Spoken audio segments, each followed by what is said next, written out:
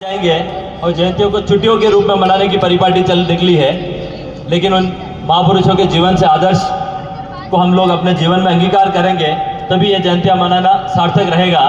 महाराणा प्रताप की जयंती के इस अवसर पर आज उनके जीवन मूल्यों पर, उनके सिद्धांतों पर चलने की हमें आवश्यकता है। इस प्रताप की जयंती को संकल्प दिवस के रूप में मनाने की आवश्यकता है। महाराणा प्रताप के जीवन में बहुत सारे लोगों को लगता है कि सिर्फ एक 18 जून 1574 हल्दी घाटी का जो दिन था वो ही महाराणा प्रताप को महाराणा प्रताप बना जाता है।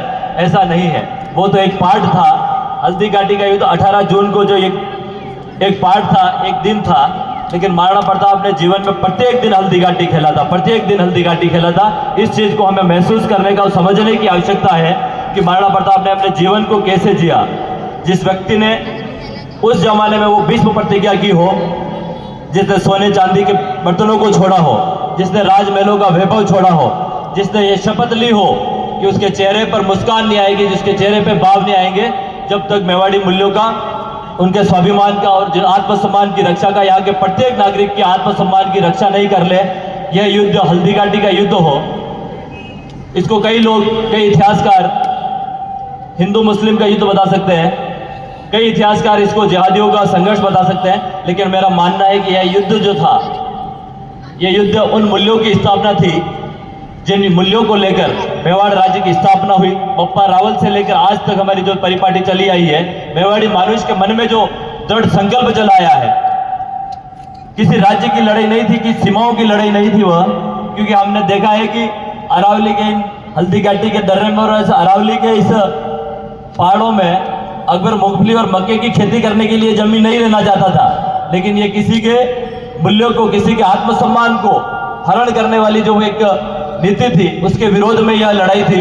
यह आत्मसम्मान की लड़ाई थी, यह हल्दी घाटी की जो लड़ाई थी, यह प्रताप के जीवन से जो हमें प्रेरणा मिलती है, यह आत्मसम्मान के साथ जीने की, और उस प्रत्येक व्यक्ति को जिसने इस धरा पर जन्म लिया है उसे आत्मसम्मान के साथ जीने का और उसके आत्मसम्मान का ध्यान रखने का संकल्प था। वही लड़ाई थी।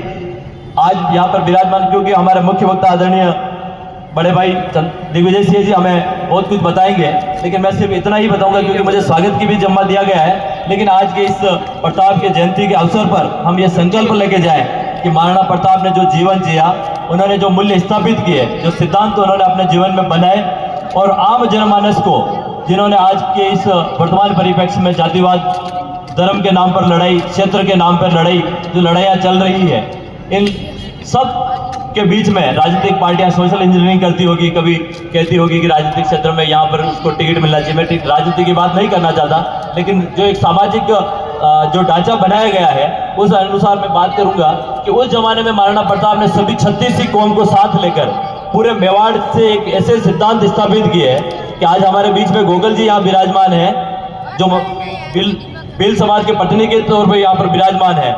मेवाड़ के हजारों वर्षों के उस राज्य चिन्ह के ऊपर एक तरफ क्षत्रिय योद्धा तलवार हाथ में लिए खड़े थे, तो दूसरी तरफ भील युवक जो इस संस्कृति की रक्षा के लिए, इस मातृभूमि की रक्षा के लिए खड़ा था। महाराणा प्रताप ने उस जमाने में वो सोशल इंजीनियरिंग की थी कि सब लोगों को साथ लेके, यहाँ भामाशाह के रूप में हमारे कल्याण जी भाई साहब यहाँ पर विराजमान है, मेवाड़ की सेना के प्रधान सेनापति हकीम कासूरी थे। मैं समझता हूँ कि हमीदा बानू जी हमारी बहन यहाँ पर उसी का नेतृत्व कर रही होगी। निश्चित तौर पर महाराणा प्रताप ने जो मूल्य स्थापित किए, सभी जातियों को, सभी समाज के अंतिम छोर पर बैठे हुए व्यक्ति को भी साथ लेकर, मेवाड़ के नाम लेने से ही मेवाड़ के मन में, आज हम आवरी माता के प्रांगण से जब जुलूस के तौर पर निकले, मुझे लगता है कि मेरे मन में एक विचार आया कि जगह जगह स्वागत हो रहे थे।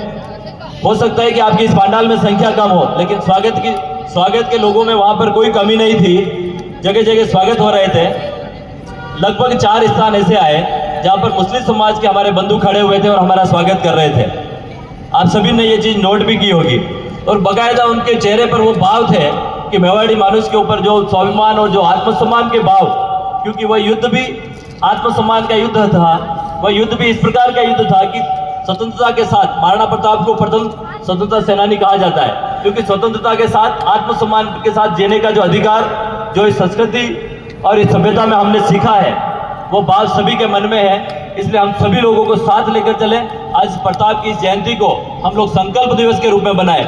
मेरे यहाँ पर समाज की तरुणाई यहाँ पर बैठी हुई है, आप सबसे भी आग्रह है, हमारे नौजवान साथी भी यहाँ बैठे हुए हैं। जयंती हम बहुत सारी मनाएंगे जीवन में, लेकिन महापुरुषों के महाराणा प्रताप की जो जयंती हम लोग मना रहे हैं, इसे संकल्प दिवस के रूप में मनाएं। जिस प्रताप ने जो विश्व प्रतिज्ञा की थी, जिस प्रताप ने सब कुछ छोड़ा था, मैं समझता हूँ कि बहुत बड़े बड़े महल आप लोग गए होंगे, तो बहुत बड़े बड़े महल देखे होंगे आप लोगों ने।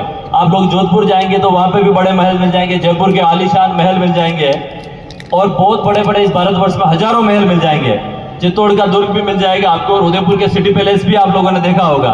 लेकिन मैं समझता हूँ कि महाराणा प्रताप ने किसी महल को सुशोभित नहीं किया था। उन्होंने हल्दी घाटी के उस दर्रे को सुशोभित किया था, उन्होंने चावंड की उस भूमि को सुशोभित किया था, उन्होंने गोकुंदा की उस माटी को सुशोभित किया था जहां पर कोई महल नहीं है साथियों, लेकिन एक आदर्श और जो मूल्य स्थापित उन्होंने किए थे, लोगों के बीच में रह के जो संघर्ष और सबको साथ लेकर जीवन जीने का, आत्मसम्मान के साथ जो जीवन जीने की जो उन्होंने जो मूल्य स्थापित करके गए थे, उन मूल्यों को हमें अपने जीवन में आदर्श बनाने की आवश्यकता है। इन जीवन मूल्यों को अपने जीवन में उतरने की आवश्यकता है। हम सभी लोग आज यहाँ पर यह संकल्प लेकर जाएं कि महाराणा प्रताप की जयंती को हम संकल्प दिवस के रूप में मनाएं, हमारे जीवन में भी कोई संकल्प लेकर जाएं। आप सभी का पुनः बहुत बहुत धन्यवाद। आप सभी का पुनः एक बार संस्थान की ओर से बहुत बहुत स्वागत और अभिनंदन करता हूँ। आज यहाँ पर बोलने का अवसर दिया, आप सभी का बहुत बहुत धन्यवाद। महाराणा प्रताप की जय। प्रभु एकलिंगनाथ के श्री चरणों में वंदन करते हुए अपने स्थान को ग्रहण करूँ। धन्यवाद।